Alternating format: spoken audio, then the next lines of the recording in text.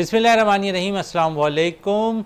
इनस sports के साथ आपका मेज़बान शहज़ादा मोइन हाजिर है और जश्न आज़ादी बिल्कुल करीब है और 1 अगस्त से हमने ये सिलसिला मार्क हक मनाने का फ़ैसला किया। पूरे महीने ये सिलसिला जारी रहेगा। हम जश्न आज़ादी भरपूर तौर पर मना रहे हैं और साथ साथ खेलों के मुकाबले मुल्क भर के अंदर जश्न आज़ादी के हवाले से मुनक्किद किए जा रहे हैं। साथ साथ शहर क़ायद में अगर हम देखें तो बड़ी ज़बरदस्त से इस वक्त सिलसिला जारी है। जश्न आज़ादी के हवाले से मुख्तलिफ़ टूर्नामेंट्स का इनेकाद मुख्तलिफ़ डिस्ट्रिक्स के अंदर हो रहा है और साथ साथ अब हम देख रहे हैं कि नेशनल T20 डिसेबिलिटी चैम्पियनशिप का भी आगाज़ होने जा रहा है 11 तारीख से और मुख्तलिफ़ कराची के ग्राउंड्स पर ये मैचेस होंगे।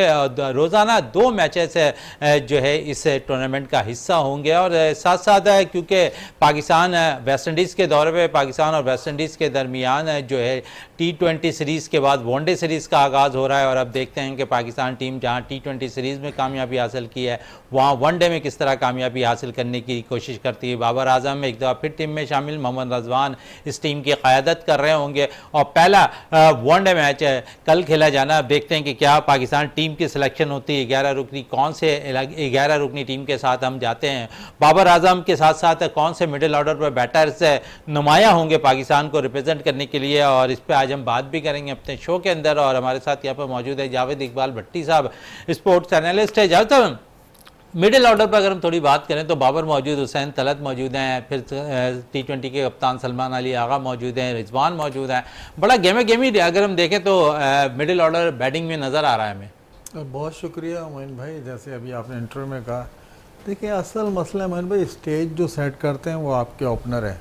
जैसे अब्दुल्ला शफीक हो गया, साइम अयूब हो गया, अगर इनकी अच्छी पार्टनरशिप चलती है उसके बाद आपको पता है फिर बाबर आजम आ गया, रिजवान आ गया, सलमान अली आगा हैं, फ़हीम अशरफ हैं। अगर तलत को इन करते हैं तो वो भी अच्छी बैटिंग कर लेते हैं। तो पाकिस्तान क्रिकेट टीम की जो स्ट्रेटजी होगी वो ओपनिंग पे डिपेंड करेगी कि अगर टॉप ऑर्डर स्कोर करता है तो मिडल ऑर्डर पे जो भी बैट्समैन होते हैं वो आके रन्स कर लेते हैं, क्योंकि ये खासा रहा है हमारी टीम का। अगर हमारा ओपनिंग स्टैंड अच्छा होता है तो रन्स लग जाते हैं। और फिर अगर आप देखें कि आपके पास बेंच स्ट्रेंथ क्या है, बेंच स्ट्रेंथ आपके पास बैट्समैन जितने भी हैं आप तकरीबन ही सबको, अब्दुल्ला शफीक हो गया, साइम हो गया, बाबर हो गया, रिजवान हो गया, ले दे के मोहम्मद हारिस हैं और हारिस तो इन हो नहीं सकते क्योंकि विकेट कीपिंग का शोबा तो रिजवान संभाल लेंगे। तो इन्हीं पे हमको गुजारा करना होगा। और जिस तरीके की वेस्ट इंडीज़ की परफॉर्मेंस है वो चाहे ऑस्ट्रेलिया के ख़िलाफ़ हो या हमारे ख़िलाफ़ T20 में हो, तो वेस्ट इंडीज़ की टीम भी सफल कर रही है क्योंकि उनकी बैटिंग आर्डर में वो दम नहीं है। चलें, वो दम नज़र नहीं आ रहा है, लेकिन हम अपने शोबे में अगर देखें तो शाहीन भी अब मौजूद हैं टीम के साथ, हसन अली टीम के साथ होंगे, नसीम शाह बॉलिंग को इस्तेकाम बख्शने के लिए मौजूद होंगे। तो आप समझ लें हमारा बॉलिंग स्टैंड मजबूत नज़र आ रहा है। लेकिन हम देखें तो जिस तरह T20 में हमारा बॉलिंग उस किस्म की कारकर्दगी दिखाने में नाकाम रहा, वनडे में आप समझते हैं कि शाहीन भरपूर वार करते दिखाई देंगे? जी हाँ, जिस तरीके से हम देखें, शहनशाह को देख लें, नसीम को देख लें, हारिस रऊफ़ को देख लें, या हम नीचे से फ़हीम अशरफ को देखें, देखिए बॉलिंग लैन और लैन, असल मसला ये है हमारे जिस तरीके से फास्ट बॉलर ने T20 सीरीज़ में वेस्ट इंडीज़ के ख़िलाफ़ बॉलिंग की वो कोई अच्छा तासुर नहीं उन्होंने छोड़ा, सिर्फ स्पिनर्स जो थे वही डोमिनेट कर रहे थे। लेकिन ये बिल्कुल ये एक नई फार्मेट है, वो 20 ओवर की थी, ये 50 ओवर की क्रिकेट है और इसमें आपको जो है प्लान दर प्लान आपको चलना होता है। तो नो डाउट कि शहनशाह अफरीदी अक्सर बेशतर आपको पता है कि वो शुरू के ओवर्स में ही जो है आपको विकेट ले देते हैं और फिर अगर उनके साथ नसीम शाह इन होते हैं या हसन अली होते हैं, देखिए जाना हमने 3 फास्ट बॉलर्स के साथ है और 1 ऑलराउंडर के साथ जाना है। तो मैं ही देख रहा हूँ कि बॉलिंग अगर वेस्ट इंडीज़ की बैटिंग को देखें तो हमारी बॉलिंग तगड़ी है, काफ़ी तगड़ी है। चले, बॉलिंग तगड़ी नज़र आ रही है। नसीम के साथ अगर हम देखें तो कुछ इंजरी प्रॉब्लम भी थी, नसीम कमबैक कर रहे हैं। आप समझते हैं नसीम वैसा तासुर देने में कामयाब हो रहे हैं माजी में जिस तरह वो बॉलिंग स्पीड में मशहूर थे? नहीं मोइन भाई, देखें इससे पहले आप हारिस रऊफ़ को देखें, उन्होंने भी कमबैक किया, उनकी भी कोई परफॉर्मेंस जो थी वो की आउटस्टैंडिंग नहीं थी। शहनशाह अफरीदी जब इन हुए हैं तो उनकी भी कोई अच्छी परफॉर्मेंस नहीं थी और जो परफॉर्मेंस आपको पता है कि कमबैक के बाद देनी थी वो उन प्लेयर से नहीं। तो नसीम शाह का पहला मैच होगा, अब ये देखना है कि आया जैसे हसन अली हो गया या जैसे शहनशाह अफरीदी हो गया, ये तो कमबैक के टाइम पे उन्होंने वो परफॉर्मेंस नहीं दी जो हमें चाहिए थी और जिसकी हम तवक्का कर रहे थे। लेकिन अब देखें नसीम शाह अगर इन होते हैं 11 में तो कल उनकी परफॉर्मेंस, आपको पता कल 11 बजे मैच होगा तो हमको और आपको सबको नज़र आ जाएगी। चले परफॉर्मेंस नज़र आ जाएगी, लेकिन उससे कबल अगर हम बात करें मैच से कबल, तो हमारा जिस तरह वनडे पोजीशन पर अब देखेंगे कौन से बैटर, अगर फ़खर खेलते हैं तो फिर दोनों ओपनर के साथ जाते हैं, असद, साइम और फिर फ़खर, तीनों में से तीनों खेलते हैं। तो आप क्या समझते हैं कि कौन से दो ओपनर सेलेक्ट होने चाहिए वनडे पोजीशन पर, किस बैटर को आगे बैटिंग करनी चाहिए? मोइन भाई देखें, अगर पोजीशन दे, जैसे आपने फ़खर की बात की, तो फ़खर की अभी तक कोई भी इतला नहीं है कि वो इंजरी से सेहतयाब हो गए हैं, वनडे खेल रहे हैं या नहीं खेल रहे हैं। लेकिन हमें ये नहीं भूलना चाहिए कि अब्दुल्ला शफीक और साइम अयूब अगर इनसे ओपन कराते हैं तो वन डाउन आपको पता है बाबर आजम ही जाते हैं, लेकिन अगर उसमें थोड़ा सा शफलिंग होती है तो रिजवान भी वन डाउन जा सकते हैं। और फिर असल मसला था कि अगर बैट्समैनों को देखते हैं तो वन डाउन पोजीशन इन दो प्लेयर के लिए ही है, बाबर हो गया, रिजवान हो गया, और उसके बाद आपको पता है सलमान अली आगा है, हसन नवाज है, फिर नीचे ऑलराउंडर्स आ जाएंगे। तो यही मैं ये देख रहा हूँ कि साइम और अब्दुल्ला शफीक के साथ ओपन इनिंग की ओपनिंग होगी, और उसके बाद है वन डाउन, जैसे बाबर आजम, आपको पता वन डाउन पे उसके बहुत अच्छे रिकॉर्ड्स हैं, तो बाबर आजम को वनडे के लिए मैं समझ रहा हूँ कि सिलेक्ट किया जाएगा। वनडे के लिए सिलेक्ट किया जाएगा। आप कह रहे हैं कि कल का वो वनडे भी खेलते दिखाई देंगे, लेकिन हमने अभी T20 मैच है, सैफ अरीकी खेलना है। आप समझ रहे हैं कि वहाँ बाबर की शमूलियत यकीनी होनी चाहिए, लेकिन वहाँ की विकटें स्पिनर्स पर सूट करती हैं और स्पिनर्स पर थोड़ा सा जो है बाबर कमज़ोर दिखाई देते हैं। नहीं महीन भाई, ऐसा नहीं है कि बाबर स्पिनर के ख़िलाफ़ कमज़ोर दिखाई देते हैं, उनके क्रेडिट पे इतने रन्स है तो जाहिर है जो मैच में फास्ट बॉलिंग के अलावा स्पिन बॉलिंग भी होती होगी तो उनके इतने रिकॉर्ड्स बने। लेकिन देखें जी, अगर आप सही तजिया करें कि आपकी टीम को, वो चाहे T20 हो या वनडे हो, और T20 में जो हमारी थ्रू आउट न्यूजीलैंड से परफॉर्मेंस चली है और फिर उसके बाद बांग्लादेश के खिलाफ, गो के हम अपनी होम सीरीज तो जीत गए थे, क्लीन स्वीप कर लिया था, लेकिन वहाँ भी जो है एक मुस्तकिल मिजाज बैट्समैन का फुकदान था जो हमें वाज़ा तौर पे बांग्लादेश में जाके नज़र आ गया। और फिर उसके बाद वेस्ट इंडीज़ के जब T20 सीरीज़ खेले तो कोई भी उस पाए का, बाबर के पाए का कोई भी ऐसा प्लेयर नहीं है जो आपकी इनिंग्स को जो है इस्तेहकाम बख्शे और विकेट पे जाके स्टे करे, कम से कम एक एंड सेव करे। और हमारी T20 की टीम जो थी वो चाहे न्यूजीलैंड ले लें, चाहे बांग्लादेश ले लें, या अभी दौरा है अमेरिका में जो वेस्ट इंडीज़ के ख़िलाफ़ हमने T20 सीरीज़ खेली है, वहाँ इंडिविजुअल अगर कोई प्लेयर परफॉर्म कर रहा है, जैसे साहबजादा फरहान कर देता या साइम अयूब परफॉर्म कर देता या हसन नवाज, इंडिविजुअल परफॉर्मेंस तो नज़र आई, लेकिन पाकिस्तान की बैटिंग लाइन में वो डेप्थ कहीं नज़र नहीं आती जो एक मजे हुए बैट्समैन का किरदार अदा करने वाला इस टीम में कोई भी ऐसा प्लेयर नहीं था। वो चाहे टॉप ऑर्डर ले लें या मिडिल ऑर्डर ले लें, लोअर ऑर्डर ले लें, तो बाबर आजम की जो है इस सैफ अरीकी सीरीज में भी कम अज कम बाबर आजम जैसे प्लेयर की बिल्कुल जगह खाली है। बल्कि आप में लेजेंड ने जो वसीम अकरम थे, उनसे जब ये सवाल किया गया तो उनका यही कहना था कि अगर मैं सिलेक्शन कमेटी में होता तो मैं बगैर किसी हुज्जत के फौरन से पहले बाबर आजम जैसे बैट्समैन को जो है T20 में शामिल करता, क्योंकि T20 आपने माना कि एक फास्ट गेम में बहुत तेज़ क्रिकेट है, लेकिन आपको एक मुस्तकिल मिजाज बैट्समैन की ज़रूरत है और वो T20 में साफ इन सीरीज़ में नज़र आई है। और आप देखिएगा कि बहुत जल्द जो है बाबर आजम T20 का हिस्सा होंगे, ना सिर्फ सैफ अरीकी का बल्कि आपको आने वाले एशिया कप में भी और आने वाले वर्ल्ड कप में भी नज़र आएंगे। आने वाले वर्ल्ड कप में भी नज़र आएंगे यहाँ पर बाबर आजम। इस हवाले से जावेद साहब कह रहे हैं, मज़ीद और भी बात करते हैं जावेद साहब। लेकिन अगर हम दूसरी तरफ देखें तो मिडिल ऑर्डर, जिस तरह T20 फॉर्मेट के लिए सलमान अली आगा बाज़ दफ़ा अपने प्रेस कॉन्फ्रेंस में, इंटरव्यूज़ में कह चुके हैं कि हमें स्ट्राइक रेट बेहतर वाले प्लेयर्स चाहिए, लेकिन मैं समझता हूँ जहाँ वो इतनी बातें करते हैं वहाँ खुद उनका अब स्ट्राइक रेट नीचे जाता हुआ दिखाई दे रहा है। मोइन भाई देखें, प्रेस कॉन्फ्रेंस में जवाब देना एक और चीज़ है, और फिर जब आपने उन्हीं चीज़ों को ग्राउंड में जाके जब अपने ऊपर अप्लाई करना होता है तो पता चलता है कि आपकी प्रेस कॉन्फ्रेंस जो है आपकी परफॉर्मेंस से मैच कर रही है या नहीं कर रहे। आपने जैसे कहा कि देखें सलमान अली आगा का खुद स्ट्राइक रेट देखें कहाँ खड़ा हुआ है और पूरी सीरीज में जो है उनसे रन्स नहीं हुए और आखिरी मैच में तो वो बैटिंग के लिए नहीं गए बल्कि उन्होंने अपने आप को सेव किया कि इनको ही भेज जो रन्स हैं वो कर लेंगे। तो ये चीज़ें हैं। अब आप हसन नवाज की तरफ जाएं, उनका स्ट्राइक रेट बहुत शानदार है लेकिन उनमें वो टेम्परामेंट नहीं है विकेट पे खड़े होना। अगर आपके अंदर स्किल्स तो बहुत है लेकिन आप वो टेम्परामेंट भी लेकर आए, विकेट पे जाके स्टे करें। हर बॉल जो है शॉट मारने के लिए नहीं होती, क्रिकेट है, आगे अच्छे बॉलर क्वालिटी बॉलिंग भी आ जाती है सामने, तो आपको वेट करना चाहिए। जब आप वेट करेंगे विकेट पे स्टे करेंगे ऑटोमेटिकली मैं समझता हूं कि वो चाहे सलमान अली आगा हो या मिडल में हसन नवाज हो या कोई खुशदिल शाह हो, असल मसला है विकेट पे स्टे करने का, विकेट पे स्टे करने का। थोड़ी सी आईसीसी रैंकिंग पे बात कर लें। कल आईसीसी रैंकिंग जारी हुई है T20 की और उसमें पाकिस्तान के जिस बाबर आजम की हम बात कर रहे हैं इस वक्त सबसे टॉप पोजीशन पर अगर देखें तो पाकिस्तान की लिहाज से बस 17वें नंबर पर है। उसके बाद अगर हम बात करें तो हसन नवाज ने बड़ी अच्छी छलांग लगाई है। हसन नवाज अब 30वीं पोजीशन पर इस वक्त आईसीसी रैंकिंग में मौजूद है।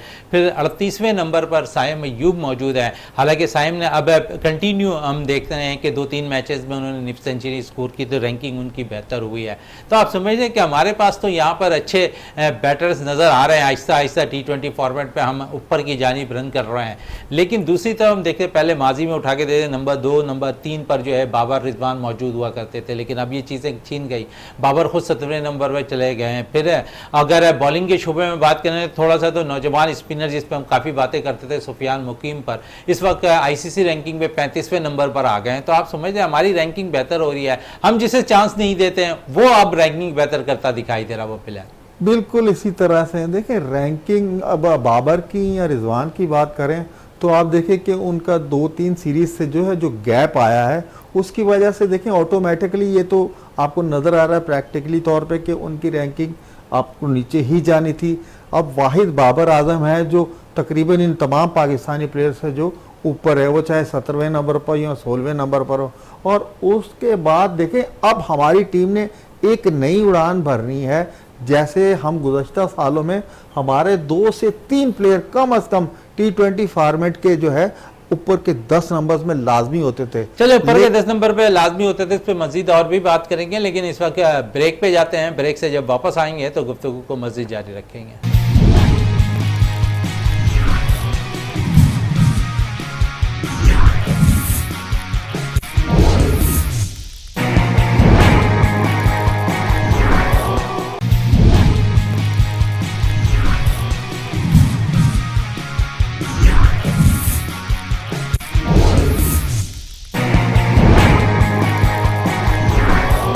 Welcome back. और जिस तरह हम बात कर रहे थे यहाँ पर T20 रैंकिंग के हवाले से अब थोड़ी सी बात करें, दोबारा हम क्रिकेट पे आएंगे लेकिन इस वक्त अगर हम बात करें कौमी खेल हॉकी के हवाले से और एशिया कप होना है भारत में और जिसके लिए अब पाकिस्तान टीम को इंतज़ार है गवर्नमेंट की जानिब से। अब तक असूली फैसला नहीं हुआ है इसका, गवर्नमेंट ने अब तक इजाज़त नहीं दी है पाकिस्तान को एशिया कप में शिरकत करने के लिए। लेकिन दूसरी तरफ हम देखते हैं कि इंडिया मीडिया बड़ा दावा कर रहा है कि यहाँ पर एशिया कप के अंदर हॉकी में जो है बांग्लादेश की टीम को शामिल कर लिया गया है। जबकि दूसरी तरफ अगर देखें तो पाकिस्तान और भारत का जो मैच खेला जाना है एशिया कप का हॉकी का, उसके बड़े महंगे दामों टिकटें फरोख्त होती दिखाई दे रही हैं ऑनलाइन। और इस पर भी बात करेंगे जहां एक तरफ इंडियन मीडिया जाली खबरें चला रहा होता है, वक्त से पहले खबरें दे रहा होता है, एक और पोल खुलता हुआ नजर आया यहाँ पर खासकर अगर देखें तो ऑनलाइन टिकटों के हवाले से जहां पर जाली टिकटें फरोख्त हो रही है और महंगे दामों जो पाकिस्तान और इंडिया का मैच है हॉकी का उसके लिए। लेकिन दूसरी तरफ पाकिस्तान गवर्नमेंट ने अब तक एशिया कप खेलने की इजाजत पाकिस्तान हॉकी टीम को नहीं दी है।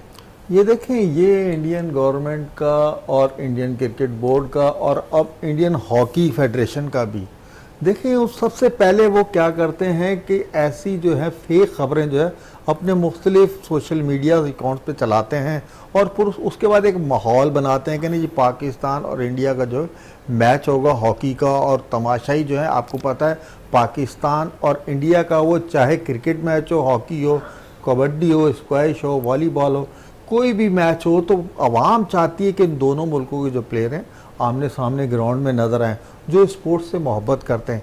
लेकिन आपको पता है कि गवर्नमेंट ऑफ पाकिस्तान ने जो है जो हमारी टीम ने जाना था एशिया कप खेलने के लिए इंडिया में, और वहाँ की जो इंतहा पसंद तंजीमों ने जो हमारी टीमों के ख़िलाफ़ बयानात दिए हैं कि आपके प्लेयर्स को नुकसान होगा, आपकी टीम को नुकसान होगा, तो इन सारी चीज़ों को मद्देनज़र रखते हुए गवर्नमेंट ऑफ पाकिस्तान ने जो है बिल्कुल पाकिस्तान हॉकी फेडरेशन को लेटर भी जारी कर दिया है कि पाकिस्तान किसी भी इवेंट में हॉकी के जो है इंडिया टीम नहीं भेजेगा।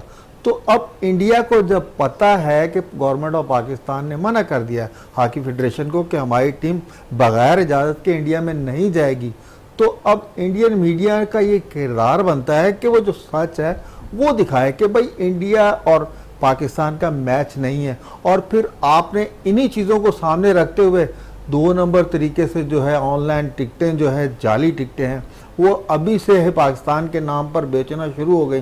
देखिए असल मसला पाकिस्तान की क्रिकेट या पाकिस्तान की हॉकी, प्लेयर्स हैं, क्वालिटी है, तो देखिए इनका सिर्फ नाम बिकता है। अब उन्होंने सिर्फ फेक एक मैच के बारे में बता दिया कि पाकिस्तान और इंडिया का हॉकी मैच इस डेट को है, और उनकी 2 नंबर तरीके से जो टिकटें उन्होंने जारी की हैं और लोग जोक तर जोक जो है वो टिकटें खरीद रहे हैं। लेकिन जब ये पटारी खुलेगी, इंडियन बोर्ड को पता चलेगा और आवाम को पता चलेगा कि ये सारी साजिश के ताने बाने जो है हिंदुत्व सोच से मिलते हैं, ना कि स्पोर्ट्स लवर से। जो स्पोर्ट्स से मोहब्बत करते हैं वो तो बेचारे टिकट ले रहे हैं कि नहीं पाकिस्तान की टीम आएगी हम देखेंगे, लेकिन उन्हें नहीं पता कि उनके साथ क्या हो रहा है। 2 नंबर टिकटें महंगे तरीन दामों में दी जा रही हैं। तो इंडियन को गवर्नमेंट को भी सोचना चाहिए, इंडियन हॉकी फेडरेशन को भी सोचना चाहिए कि भाई पाकिस्तान जब आ ही नहीं रहा है एशिया कप खेलने, तो आप हमारे नाम से ये टिकटें सेल आउट क्यों कर रहे हैं। बड़ी अच्छी बात की टिकटें क्यों सेल आउट हो रही हैं, लेकिन ये जो वक्त से पहले इंडियन हर एक चीज़ मीडिया फैलाता दिखाई दे रहा है, इसकी क्या वजूहत समझ में आ रही हैं जावेद साहब? अगर हम देखें तो हम तो मार्का हक मना रहे हैं और बड़े जोश जज्बे से मना रहे हैं। इंडिया को हर जगह पे हमने मुंह तोड़ जवाब दिया है, लेकिन इंडियन मीडिया शायद इस सोच में है कि किसी न किसी तरह जो है पाकिस्तान पे हावी हुआ जाए स्पोर्ट्स के मामलात पे। देखें जी, तो चाहे स्पोर्ट्स के मामलात हों या सियासत के मामलात हों या हमारी मुल्क की दिफा के मामलात हो, इंडिया शुरू दिन से वो समझता है कि मैं जो हूँ इस इलाके का चौधरी हूँ, और चौधरी को जो हमने जो है मार्का हक, अब हम ये अगस्त पूरा मार्का हक में मना रहे हैं सिंध गवर्नमेंट के साथ मिलकर, लेकिन चौधरी का जो नशा हमने हिरन किया था, उन्होंने जो एक घिनौनी साजिश पाकिस्तान के ख़िलाफ़ करने की कोशिश की थी, और हमने अपने दिफा में जो उनको अच्छी तरीके से जवाब दे दिया है कि भाई ऐसे नहीं, ऐसे मामला चल रहे हैं। और अल्हम्दुलिल्लाह उसके बाद जो है पाकिस्तानियों का नाम, पाकिस्तानी वो चाहे खेल के मैदान में हो चाहे कहीं दूसरी दुनिया में रहते हों, उनका नाम है पाकिस्तानियों का। अब पूरी दुनिया पाकिस्तान से वाकिफ़ हो गई है कि पाकिस्तानी एक अमन पसंद, खेलों से प्यार करने वाली कौम है। लेकिन जा बजा आप जब परेशानी का बायस बनेंगे और ना चाहते हुए भी कुछ इस तरीके की आप हरकतें करेंगे, तो फिर आपको पता है जवाब तो बनता है, जो कि पाकिस्तान ने अपनी इस्तात के मुताबिक बिल्कुल अच्छा दिया है। और असल मसला मोइन भाई, जैसे आपने सवाल किया, असल मसला यह है कि इंडिया की गवर्नमेंट हिंदुत्व सोच और इंडिया का मीडिया वो अपनी खिफत में ख़त्म करवाने की कोशिश करता है। गाहे बगाए हमारे ख़िलाफ़ साजिश, गाहे बगाए हमारे ख़िलाफ़ खबर, इन सारी चीज़ों के पीछे एक हिंदुत्व जो सोच है वही कार फरमा है। अच्छा, ये सोच तब्दील होनी चाहिए मेरा ख्याल में जावेद साहब। खेलों के मामलात में ऐसी चीज़ें नहीं होनी चाहिए, और सियासत एक जगह, लेकिन खेलों में तो अमन की सफ़ीर के तौर पर हर कोई काम कर रहा होता है। देखें जी, पूरी दुनिया में पाकिस्तान खेलों के मुकाबले में हर जगह जाता है, पूरी दुनिया से टीमें हमारे इस पर मजीद और भी बात करेंगे आपसे। और जैसा ने जिस तरह कहा कि बड़ी इंडिया की सोच अगर हम देखें तो दूसरी तरह की है, और वो चाहे वह खेल हों या सियासत के मामलात हों या दीगर इश्यूज़ हों, उस पर वो पाकिस्तान को फोकस करते हैं, किसी तरह उन पर दबाव डालने की कोशिश करते हैं, चाहे वो इंडिया मीडिया हो चाहे इंडियन हुकूमत दिखाई दे रही हो। तो आप समझते हैं कि जहाँ पर हमने भी देखा कुछ अरसे कबल सिर्फ क्रिकेट पे फोकस था, अब दीगर खेलों पर भी हम देख रहे हैं कि ये चीज़ें इंडिया की जानिब से आ रही हैं कि आपने टीम नहीं भेजनी है। लास्ट अगर हम देखें तो जहाँ पर चैंपियंस ट्रॉफी से कबल है कबड्डी की एक चैंपियनशिप हो रही थी इस्लामाबाद में, वहाँ पर भी इंडियन टीम कबड्डी की नहीं पहुँची। तो आप समझिए दीगर खेलों पर भी अब असरात पड़ रहे हैं। बिल्कुल मोइन भाई, देखिए पूरी दुनिया में खेलों को जो है, प्लेयर्स को जो है अमन के सफ़ीर के तौर पर लिया जाता है। और आपने देखा कि यूएनओ के चार्टर्ड में भी जो है कोई जो बड़ा प्लेयर होता है उसे जो है एजाज़ी तौर पर जो है अक़वाम मुत्तहिदा का सफ़ीर बना दिया जाता है। इसकी बहुत सी मिसालें हैं, लेकिन असल मसला ये है कि इंडियन गवर्नमेंट ने जब से हमारी क्रिकेट की टीम के साथ बाहमी सीरीज़ से इनकार कर दिया और फिर निचले लेवल्स की जो टीमें आस्ते आस्ते देखें उनके असरात ज़ाहिर होना शुरू हो गए। जैसे अभी आपने की कबड्डी की टीम की, फिर हॉकी की बात की है, इवन के चेस की टीम को भी उन्होंने वीज़े जारी नहीं किए थे। तो इन सारी चीज़ों के पीछे सिर्फ एक ही सोच कार फरमा है, किसी ना किसी तरीके से पाकिस्तान के खेलों को नुकसान पहुंचाया जाए। लेकिन अल्हम्दुलिल्लाह हमारे जो मुल्क के प्लेयर्स हैं, वो चाहे अरशद नदीम को ले लें या हमारे क्रिकेट टीम को ले लें, हॉकी को ले लें या कबड्डी को ले लें, वॉलीबॉल, हाल ही में जो वॉलीबॉल में पाकिस्तान ने बहुत नाम कमाया है। तो अल्हम्दुलिल्लाह देखिए पाकिस्तान खेलों में रोज़ बरोज़ जो है तरक्की करता जा रहा है और पूरी दुनिया में रोशन आया की तरह बिल्कुल नज़र आ रहा है कि पाकिस्तान ने कभी भी खेलों के दरमियान सियासत को कभी हायल नहीं होने दिया। उन्होंने खेलों को खेल की तरज पर लिया है। वो चाहे इंडिया हो, अफगानिस्तान हो, बांग्लादेश हो, श्रीलंका हो, हमारे रीजन में कहीं भी हमने खेलों के हवाले से, आपको याद होगा कि श्रीलंका में जब एक टाइम ऐसा ख़राब चल रहा था, वहाँ के जो अमन अमान की सूरत हाल बहुत ख़राब थी, पाकिस्तान की वो वाहिद टीम थी जो श्रीलंका में जाकर भी क्रिकेट खेल रही थी। तो अल्हम्दुलिल्लाह हम जो है खेलों को इन सारी चीज़ों से अलग रखते हैं। लेकिन अब ये जो है पूरी दुनिया जो है वो इंडिया को ही कह रही है। जिस तरह आप ताज़ा तरीन देखें, जो लेजेंड वर्ल्ड चैम्पियनशिप हुई है उसमें भी इंडिया के प्लेयर जो हैं शाहिद अफरीदी को देख कर दुम दबाकर भाग गए। भाई भागने की जो, आप खेलने आए तो आप खेलें। शाहिद अफरीदी जो है वो तो बिल्कुल तैयार थे, हमारे लेजेंड तो पूरे टूर्नामेंट में तैयार थे। लेकिन ये कि आप जो है पता नहीं किस उसमें मुब्तला है कि नहीं जी खेल में ये होगा। तो ये बच्चे जो शुरू में खेलते थे ना, विकेट लेकर भाग जाते थे, बल्ला लेकर भाग जाते थे। इंडिया की छोटी छोटी जो हरकतें हैं पूरी दुनिया में जग हंसाई का बायस बन रही है। आप कहीं भी बैठ जाए, इंडिया का कोई बंदा सामने आपके बैठ जाएगा, वो आपसे स्पोर्ट्स के हवाले में बात नहीं कर सकता। अगर क्रिकेट के मामला पर अगर आप बात करेंगे, पाकिस्तान का क्रिकेट बोर्ड का जो रवैया और इंडियन क्रिकेट बोर्ड का जो रवैया और फिर प्लस उसके ऊपर गवर्नमेंट का जो रवैया है, तो जहां भी बैठते हैं उनकी सुबकी होती है। इन सारी चीज़ों की वजह से इंडिया जो है अपने मीडिया के जरिए छोटी छोटी जो है हरकतें जारी और सारी रखे हुए है। अच्छा, इंडियन मीडिया तो अपनी जानिब ये सारी चीज़ें कर रहा है, लेकिन हम पाकिस्तानी मीडिया बड़ा खामोश दिखाई देता है। वो पॉजिटिव चीज़ों को फॉलो कर रहा होता है, वो चीज़ें दिखा रहा है जो हकाइक पे मबनी हो। तो आप समझते हैं कि हम तो अपने तरीके से, हर तरीके से जो है ना अपनी सोच को नहीं बदल रहे हैं। हमारा फोकस किसी ना किसी तरह खेलों को जो है ना मिलाना है, एक दूसरे की टीमों के दरमियान मैचेस कराना है, आवाम को एक दूसरे के साथ मिलाना है। तो हम तो अपनी सोच पर कायम है। मोइन भाई, ना सिर्फ खेलों के हवाले से पाकिस्तानी मीडिया का जो किरदार है, उससे पहले जब ये जंगी हालात चल रहे थे उन दिनों में भी जो पाकिस्तानी मीडिया का किरदार था पूरी दुनिया में सराहा गया है कि एक हिंदुस्तान का मीडिया है और एक पाकिस्तान का मीडिया है।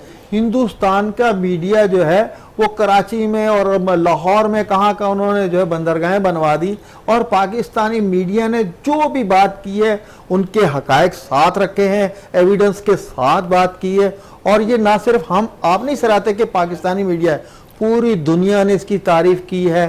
और देखिए ये चौथा सतून है रियासत का, और ये मीडिया बड़ी जिम्मेदारी का मुजाहरा करता है। खेलों के मुकाबले हो या जंग का मैदान हो, पाकिस्तानी मीडिया जो है ना वो बिल्कुल सच और हकाइक पे मबनी पाकिस्तानी मीडिया सारी चीज़ों को दिखा रहा होता है, और यही दिखाने की ज़रूरत है। दुनिया में आप सच्चा पैगाम भी दे रहे हैं, और जब सच्चा पैगाम दे रहे होते हैं तो जब मुंह की खानी भारत को पड़ती है, तो आपने देखा कि जिस तरह इंडिया को मुंह की खानी पड़ी हर सतह पर, चाहे वो इंडिया की मीडिया हो, चाहे उनकी अफवाज हो, चाहे वो वहाँ पर खेलों के मामलात हो, हर जगह पाकिस्तान ने उन्हें शिकस्त दी है। और यकीनन ये सारी चीज़ें होती हैं हकाइक पे मबनी। अगर हकाइक आपके सही दिखाए जा रहे हों तो आवाम भी खुश होती हुई दिखाई देती है। मजीद गुफ्तगू का सिलसिला जारी रखेंगे, लेकिन इस वक्त ब्रेक के लिए कहा जा रहा है, ब्रेक से वापस आते हैं तो गुफ्तगू को जारी रखते हैं।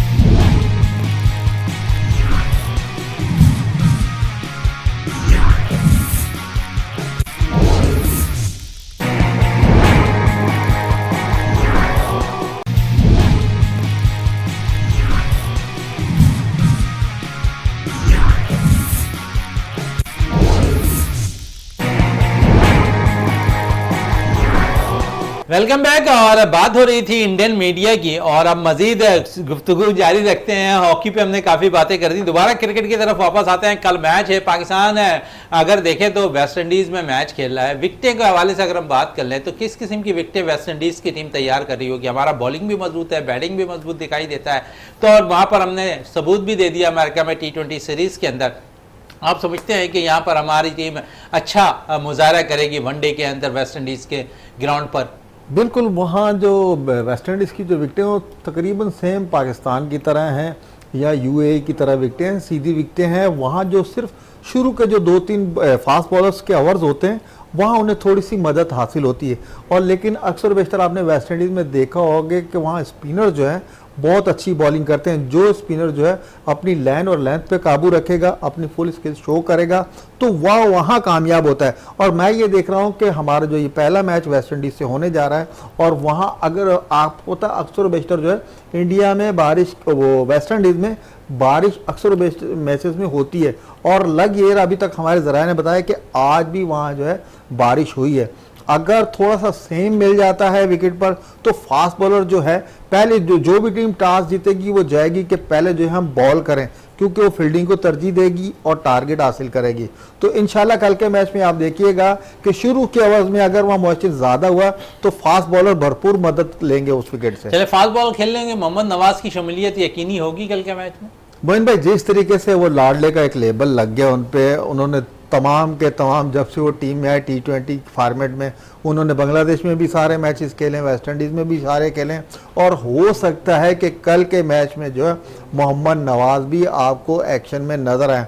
लेकिन अगर पाकिस्तानी मैनेजमेंट अगर बैटिंग लाइन मजबूत करती है तो मोहम्मद नवाज को अगर वो बिठा देती डग आउट में, तो आपको पता है सुफियान मुकीम बहुत अच्छी बॉलिंग कर रहा है, सलमान अली आगा बॉलिंग कर सकता है और साइम अयूब बहुत अच्छी बॉलिंग कर रहा है। अगर 3 फास्ट बॉलर्स हैं तो 3 ये स्पिनर्स के साथ आप जा सकते हैं।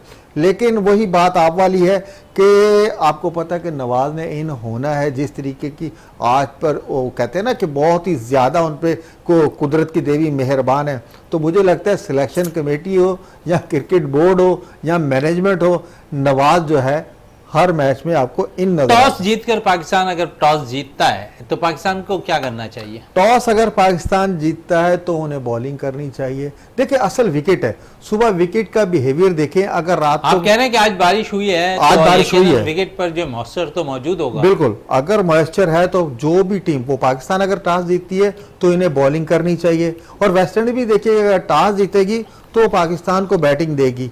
और वेस्ट इंडीज़ में आपको पता है कि पहले बॉलिंग करने वाली टीम जो है जब वो टारगेट सेट करवा लेते हैं, और कोशिश करेंगे हम कि 300 के अंदर अंदर अगर हम आउट कर लेते हैं या वो आउट कर लेते हैं।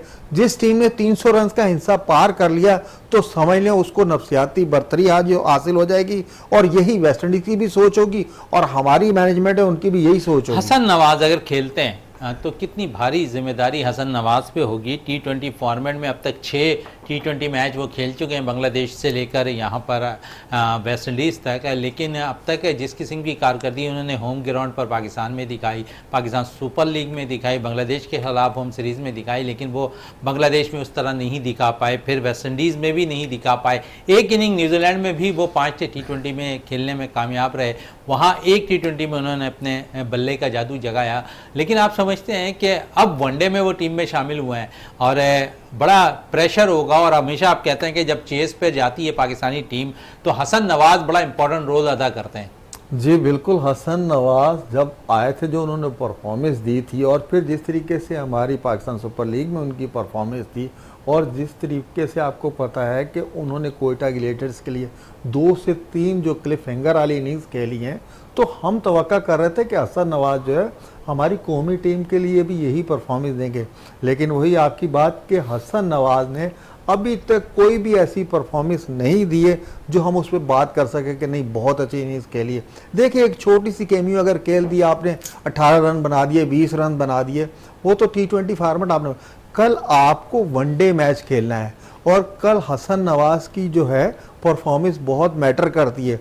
अगर हसन नवाज देखें, हसन नवाज के पास जो स्ट्रोक है और जिस तरीके से वो बड़े शॉट खेलने का माहिर है, शाहिद अफरीदी और अब्दुल रज़ाक के बाद ऐसा एक बैट्समैन आया है जो बड़े शॉट पे अबूर रासिल है, जैसे आपको पता है जिस तरीके से मिडॉन की तरफ वो बड़े शॉट खेलता है, तो हसन नवाज का ये खासा है। कल हसन नवाज पे जो है, हसन नवाज की अपनी जो है वो भी परफॉर्मेंस के लिए उसकी एक सोच होगी कि आज जो मैंने इनिंग्स बिल्ड करके खेलनी है। देखिए T20 में तो आपको पता है जब आपका नंबर आता है पीछे ओवर्स कम होते हैं, लेकिन जो वनडे क्रिकेट है उसमें आपको अपनी इनिंग बिल्ड करके खेलनी होगी। जो सलाहियतें आप में हैं उनका इजहार विकेट पे जाकर करना होगा।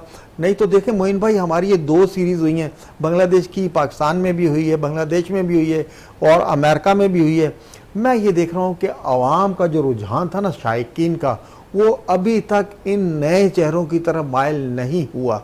वो चाहते हैं कि टीम में जैसे आपको पता बाबर आजम हो गया, नवाज हो गया, ऐसे मुस्तरद चेहरे नज़र आने चाहिए और टीम का जहाँ से पता चलता है। अब आप नए चेहरे सारे डाल दिए, कोई भी टीम में ऐसा नहीं है जो आपकी इनिंग्स बिल्ड करे या आपकी टीम को बिल्कुल खड़ा कर दे।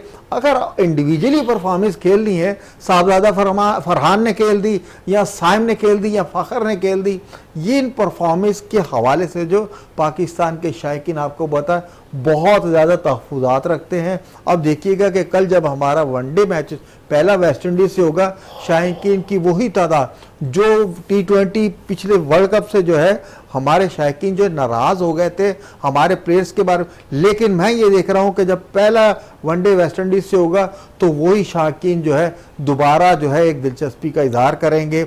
और जिस तरीके से आपको पता है कि टीवी में भी मैच आ रहा है और हर जगह आपको देखिएगा कि कल जो है शायकीन दोबारा पाकिस्तान क्रिकेट टीम की तरफ वापस आएंगे नए चेहरों से। अभी तक पाकिस्तानी शायकीन दो आशना नहीं हुए। बड़ी अच्छी बात की, नए चेहरों से पाकिस्तानी टीम आशना नहीं हो सकी है और बड़ी अच्छी बात भी जावेद साहब यहाँ पर कह रहे हैं।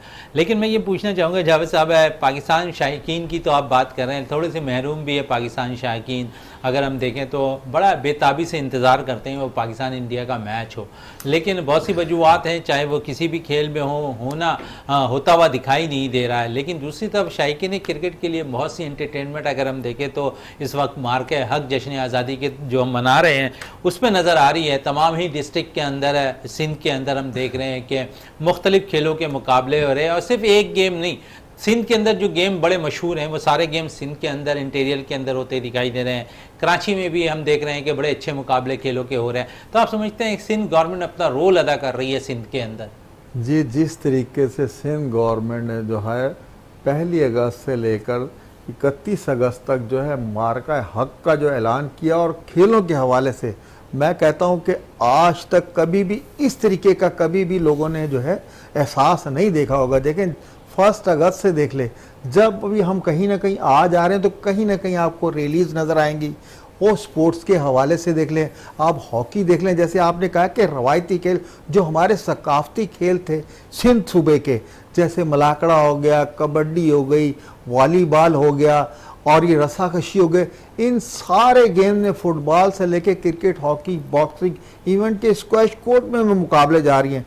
तो गवर्नमेंट ऑफ सिंध का बहुत ही अच्छा इकदाम है। और जिस तरीके से बिलावल भुट्टो जरदारी साहब ने खुसूसी दिलचस्पी लेते हुए गवर्नमेंट ऑफ सिंध को इन गेम्स के इनेकाद के बारे में जो हदायत दी, और आपको पता है कि कई जगह हैं मेहमान खुसूसी भी वो आएंगे जैसे जैसे ये इवेंट आगे बढ़ेंगे, क्रिकेट के हवाले से हो, फुटबॉल के हवाले से हो, मल हो, मलाकड़ा हो, कबड्डी हो, स्क्वैश हो, इन तमाम चीज़ों के पीछे सिंध गवर्नमेंट को इसका क्रेडिट जाता है। बिल्कुल, सिंध गवर्नमेंट को क्रेडिट जाता है। जश्न आज़ादी मार्के हक इस वक्त सिंध में भरपूर अंदाज में जारी है। खेलों के तकरीबन डिस्ट्रिक्ट के अंदर मुकाबले कराए जा रहे हैं और इस तरह खेलों का रुझान भी हम देख रहे हैं कि बढ़ता हुआ दिखाई दे रहा है। जावेद इकबाल साहब, आपका बहुत बहुत शुक्रिया।